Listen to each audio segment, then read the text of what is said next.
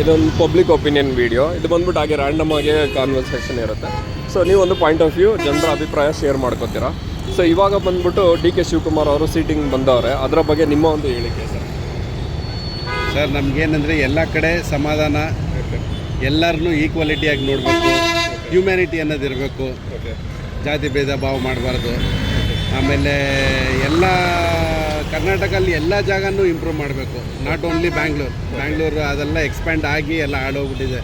ಮೈಸೂರಿಗೂ ಏನೇನೋ ಪ್ರಾಮಿಸ್ ಎಲ್ಲ ಮಾಡ್ತಾರೆ, ಮೈಸೂರು ಬಗ್ಗೆ ಯಾರು ಅಷ್ಟೇನು ಕೇರ್ ತಗೊಳ್ಳಲ್ಲ. ಮೈಸೂರನ್ನು ಇಂಪ್ರೂವ್ ಮಾಡಬೇಕು. ಸುಮಾರು ಜನ ಅನ್ಎಂಪ್ಲಾಯ್ಮೆಂಟ್ ಇದ್ದಾರೆ ಮೈಸೂರಲ್ಲಿ.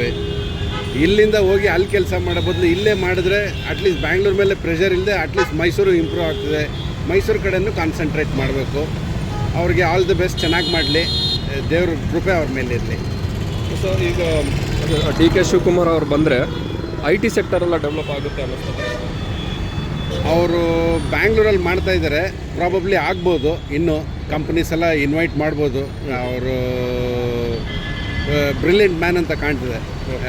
ಜನಗಳ ಬಗ್ಗೆ ಒಂಚೂರು ಯೋಚನೆ ಇದೆ ಅವ್ರಿಗೆ, ಮಾಡ್ಬೋದು ಅಂತ.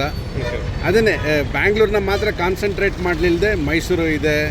ಮೈಸೂರಲ್ಲಿ ಸುಮಾರು ಕಂಪ್ನಿಗಳೇ ಇಲ್ಲ ಆ್ಯಕ್ಚುಲಾಗಿ ನೋಡೋಕೆ ಹೋದರೆ. ಎಲ್ಲರೂ ಓದೋರೆಲ್ಲ ಅಲ್ಲೇ ಹೋಗ್ತಾರೆ. ಇಲ್ಲಿ ಓದಿರೋರಿಗೆ ಇಲ್ಲೇ ಕೆಲಸ ಕೊಟ್ಟರೆ ಅಟ್ಲೀಸ್ಟ್ ಬ್ಯಾಂಗ್ಳೂರ್ ಮೇಲೆ ಪ್ರೆಷರ್ ಕಡಿಮೆ ಆಗ್ತದೆ ಅಂತ ನನಗೆ. ಆಮೇಲೆ ಟ್ರಾಫಿಕ್ ಅದೆಲ್ಲ ಚೆನ್ನಾಗಿ ನೋಡ್ಕೋಬೇಕು. ಆಮೇಲೆ ಅಥಾರಿಟೀಸ್ನೆಲ್ಲ ಸ್ಟ್ರಿಕ್ಟಾಗಿ ಕೆಲಸ ಮಾಡೋಕ್ಕೆ ಹೇಳ್ಬೇಕು ಎಲ್ಲ ವಿಧದಲ್ಲಿ. ಸೊ ಈಗ ನೀವು ಹೇಳ್ತಾ ಇರೋ ಪಾಯಿಂಟ್ ಆಫ್ ವ್ಯೂ ಕರೆಕ್ಟಾಗಿದೆ. ನಮ್ಮ ಮೈಸೂರಲ್ಲಿ ಏನೇನು ಇನ್ನೂ ಅಂಡರ್ ಡೆವಲಪ್ನಲ್ಲಿದೆ? ಇನ್ನೂ ಸುಮಾರು ಕಡೆ ಇದೆ ಸರ್, ಎಲ್ಲ ಮಾಡಬೇಕಾಗಿರೋದು. ನೋಡಿ ಟ್ರಾಫಿಕಲ್ಲಿ ನೋಡಿ ಹೆಂಗಿದೆ, ಪೊಲೀಸ್ಗಳೆಲ್ಲ ಅಲರ್ಟ್ ಆಗಿರಬೇಕು. ಒಂದು ಕಡೆ ಬೆಂಗಳೂರೆಲ್ಲ ಟ್ರಾಫಿಕ್ ಆದಮೇಲೆ ರೋಡ್ ಡೆವಲಪ್ಗಳಾಗಿದ್ದು ಅನ್ನಿಸ್ತದೆ. ಬಟ್ ಮೈಸೂರಲ್ಲಿ ಡೆವಲಪ್ ಆಗಿದೆ. ಏನಂದರೆ ಇದು ಇಷ್ಟು ಕಂಜೆಸ್ಟೆಡ್ ಆಗಬಾರ್ದು, ಬ್ಯಾಂಗ್ಳೂರ್ ಥರ ಕಂಜೆಸ್ಟೆಡ್ ಆಗಬಾರ್ದು. ಅದಕ್ಕೆ ಬಿಗಿನಿಂಗಿಂದನೇ ಅದನ್ನು ನೋಡಿಕೊಂಡ್ರೆ ತೊಂದರೆ ಆಗಲ್ಲ. ಎಲ್ಲ ಇವಾಗ ಎಲ್ಲ ಕಡೆನೂ ರೂಲ್ಸ್ ಫಾಲೋ ಮಾಡಿದ್ರೆ, ಒಂದು ರೆಡ್ ಸಿಗ್ನಲ್ ಇದ್ದರೆ ಯಾರು ನಿಲ್ಲೋದೇ ಇಲ್ಲ. ಫ್ರೀ ಲೆಫ್ಟ್ ಇಲ್ಲ ಅಂದರೆ ಫ್ರೀ ಲೆಫ್ಟ್ ಮಾಡ್ಕೊಟ್ಟೋಗ್ತಾರೆ. ಅದೆಲ್ಲ ಇರಬಾರ್ದು. ಒಂಚೂರು ಎಲ್ಲ ಕಡೆನೂ ಡಿಸಿಪ್ಲಿನ್ ಇರಬೇಕು.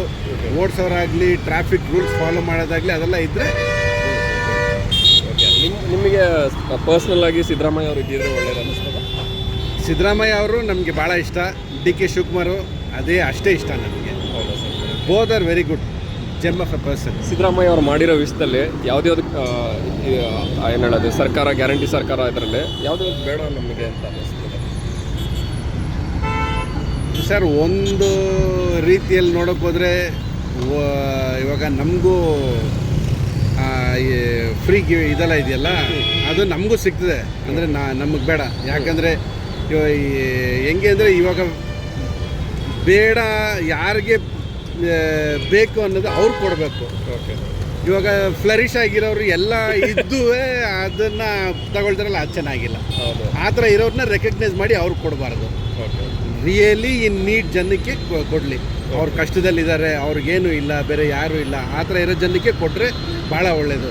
ಇವಾಗ ನೋಡಿ ಮನೆಯಲ್ಲಿ ಬೇರೆ ಯಾರ್ಯಾರೋ ಇರ್ತಾರೆ, ಎಲ್ಲ ಒಳ್ಳೆ ಕಂಪ್ನಿಯಲ್ಲಿ ಕೆಲಸ ಮಾಡ್ತಾರೆ, ಇದು ಆ 2,000 ರೂಪಾಯಿ ಕೇಳ್ತಾರೆ. ಅದು ನಾವು ಸರ್ಕಾರಕ್ಕೆ ಮೋಸ ಮಾಡ್ದಂಗೆ ಆಯಿತು. ಅದು ಮಾಡೋದು, ಅದನ್ನು ರೆಕಗ್ನೈಸ್ ಮಾಡಲಿ.